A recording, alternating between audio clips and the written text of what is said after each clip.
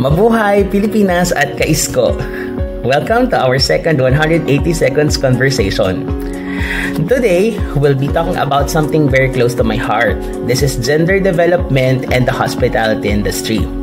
Sa hospitality industry, madalas natin nakikita na gender roles are very fixed. Girls usually ended up working into front desk or housekeeping, meanwhile the guys naman do dominate positions like chefs or hotel managers. Pero ito hindi ito natural. These are social constructs. Kumbaga, mga roles ito na tinuro sa atin ng ating lipunan at pinatatag pa ng history at colonial influences. As a TVL teacher, ramdam ko ito noon pa sa mga klase ko as girls were pushed towards doing cooking and sewing courses, meanwhile ang boys naman are doing welding and electrical works or farming. This is exactly what Judith Butler calls gender performativity.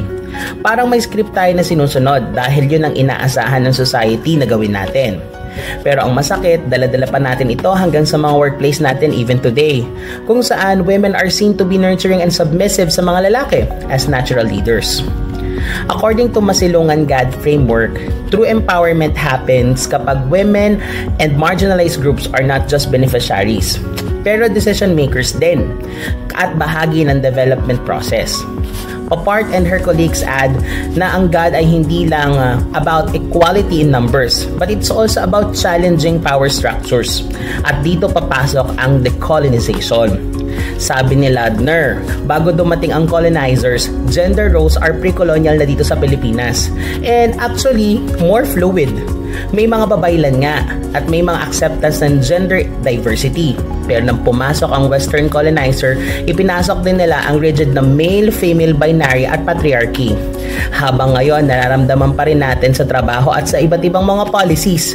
Kaya hindi nakakapagtaga kung marami tayong mga kapatid na kagaya ko sa LGBTQIA+ individuals na hirap pa rin to thrive to find a better job in hospitality.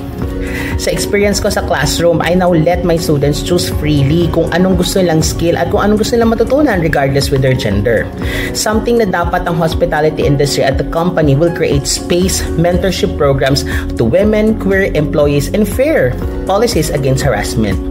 As Hake's work and Ditch remind us na feminism is about dismantling systems of domination, hindi lang ito basta representation. Kaya kung gusto natin ng sustainable hospitality industry, kailangan kasama ang triple bottom line: people, planet, and profit. At kapag nag-shift tayo sa gantong mindset, hindi lang ito tungkol sa equal opportunities. It's also about the future na may pagkakapantay-pantay, kung saan bawat isang babae, lalaki, queer can thrive, lead, and serve with dignity. Maraming salamat sa pakikinig at sana sama-sama tayong bumuo ng workplace na mayroong equality, totoo, and proven sa policy, and live into reality. Kapit-bisig, bayanihan, at pagkikipagkapwa-tao ang susi. I hope to see you soon again on our 180 seconds conversation. Ako muli si Ichi, mabuhay ka, Pilipinas, at makulay na pakikibaka. Bye!